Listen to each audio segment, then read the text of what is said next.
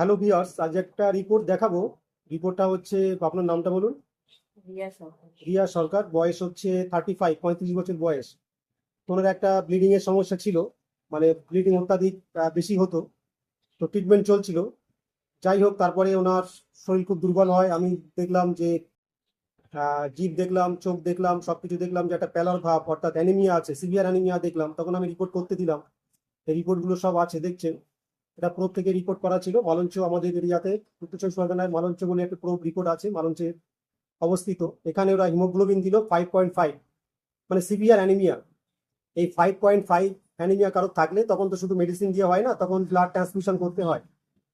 তো বললাম যে আপনাকে ব্লাড দিতে হবে, ওর সাথে হবে না, আপনাকে হয় নার্সিংহোম বা হসপিটালে ভর্তি করে ব্লাড দিতে হবে। তো ওনারা এনআরএসে গেল, নীলরতন হসপিটালে গেল, শিয়ালদা নীলরতন হসপিটাল। ওখানে গিয়ে রিপোর্ট করলো ওরা, রক্তের রিপোর্ট টিপোর্ট সবকিছু করলো, ওরা ভর্তি নিল। তা বললো যে ব্লাড দিতে হবে। তারপরে ওরা কেন ব্লাড হচ্ছে, বার হচ্ছে, ব্লিডিংটা কেন হচ্ছে, প্রতি মাসে যে এত ব্লিডিং হচ্ছে কেন, এবং তার জন্য অ্যানিমিয়া এত সিভিয়ার হয়ে যাচ্ছে কেন, ওরা পেটের ছবি করলো। এখানে পেটের ছবিটা আমি দেখলে বুঝতে পারবেন। এখানে পেটের ছবিটা ওরা করেছিল 24/6, 24/6, 26 জানুয়ারি, ফেব্রুয়ারি, মার্চ, এপ্রিল, মে, জুন মাসে, তাই তো, জুন মাসে 24 তারিখে করেছিল। ওরা এখানে বলছে A45x40 একটা সোল আছে।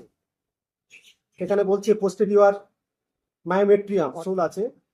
তার আয়তন হচ্ছে 45/45 × 40 মিলিমিটার, অর্থাৎ 45 মিলিমিটার মানে প্রায় 4 ইঞ্চির কাছাকাছি, আর 40 মিলিমিটার মানে প্রায় 3 ইঞ্চির কাছাকাছি। তো এখানে প্রায় একটা ছোট পেয়ারা সাইজের, আপেলের সাইজের কিন্তু কাছাকাছি একটা সোল বলছে। এবং ওরা বলছে এটা ইউট্রাইন ফাইব্রয়েড হলেও হতে পারে। এখন এই নিয়ে, আচ্ছা এরপরে আপনারটা বলুন যে ডাক্তার এটা দেখলো, তারপরে কি বললো যে অপারেশন করতে হবে। হ্যাঁ। যে ব্লাড ভাঙছে এটার জন্য, আপনার ওই সমস্যার জন্য যে সোলটা আছে, টিউমারটা যা টাইপ আছে, তাকে অপারেশন করতে হবে। ওরা ভর্তি নিল এবং ওরা অপারেশন করলো। পেট কাটলো সবকিছু, মানে পেট আপনার যে সিজারের মতো যেরকম কাটা হয়, পেট কাটলো। তারপরে পেট কাটার পরে ডাক্তার ওটিতে কি বলছে একটু বলুন। বলে যে কিছু নেই একটু পেটে। একটু জোরে বলুন। পেট কেটে বলে যে কিছু নেই পেটে, পুরো ভালো আছে। মানে ডাক্তার আলোচনা করছে, পেট হ্যাঁ। কাটার পরে দেখছে যে পেটের মধ্যে কিছু নেই, মানে হ্যাঁ। কোনো টিউমার বা যা বললো সেরকম কিছু পাইনি। হ্যাঁ। তারপরে আবার পেটটাকে তুলে দিল। হ্যাঁ। তারপর অপারেশন হওয়ার পরেও ডাক্তাররা বললো যে আমরা যে রিপোর্টে পেয়েছিলাম পেট কেটে আমরা কিছু পাইনি। হ্যাঁ। যে রিপোর্ট তো আমরা করিনি, রিপোর্টটা অন্যরা করেছিল, আর আমরা সার্জন, আমরা অপারেশন করে আমরা কিছু পাইনি। এখন যদি রিপোর্ট কোনো দোষ হয়, তাহলে সেই যারা রিপোর্ট করেছে তারা বলতে পারে। এটাই তো ঘটনা। হ্যাঁ। তাহলে একটা ব্যাপার, হসপিটাল আমরা যাই ভালো ট্রিটমেন্টের জন্য, ভালো চিকিৎসার জন্য, সেখানে যদি এরকম চিকিৎসা বিভ্রাট হয়, যে একটা হসপিটালের রিপোর্ট, এটা কিন্তু অন্য জায়গায় রিপোর্ট নয়, এটা কিন্তু হসপিটালের জিওলজি করা হলে এটা কিন্তু হসপিটালের রিপোর্ট, এটা কোনো বাইরের রিপোর্ট নয়। যে রিপোর্ট ভুল হতে পারে বা রিপোর্ট গন্ডগোল হতে পারে, অনেক সময় হয় কিছু কিছু ক্ষেত্রে। কিন্তু যেহেতু যে হসপিটালে অপারেশন, সেই হসপিটালে কিন্তু রিপোর্ট অনুযায়ী অপারেশন হলো। তাহলে এটা আপনারা কি বলবেন? এখানে মানুষ হসপিটালে যায়, যে কলকাতায় যে বড় হসপিটালগুলো আছে ভালো ট্রিটমেন্ট জন্য, আমরাও পেশেন্টকে হসপিটালে পাঠাই। তো সেখানে বড় ডাক্তার আছে, সমস্ত ইনভেস্টিগেশন ভালো হবে, বড় বড় মেশিন আছে। সেখানে গিয়ে যদি এরকম রিপোর্ট হয় এবং তার ভিত্তিতে অপারেশন করে দেখছে যে কিছুই নেই, তাহলে সাধারণ মানুষ কোথায় যাবে?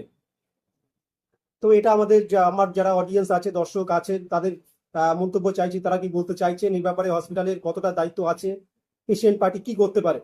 পেশেন্ট পার্টি তো যা শুনলো বুঝলো, পেট কাটলো, তার অপারেশন হওয়ার পরে 5-7 দিন, কদিন ভর্তি ছিলেন ওখানে অপারেশনের পরে? অপারেশনের পরে 9 দিন, 9 দিন ভর্তি ছিলেন। মানে 21 দিন টানা ভর্তি ছিল। টানা 21 দিন ভর্তি ছিলেন। 4 বোতলের রক্ত দিয়েছে, তাই তো? হ্যাঁ। তাহলে অপারেশনের পরেও ঔষধপত্র, তার সঙ্গে কষ্ট, এই সাফার, এগুলো তো হয়েছে। তাহলে সম্পূর্ণ একটা রিপোর্টের বিভ্রাট হয়েছে।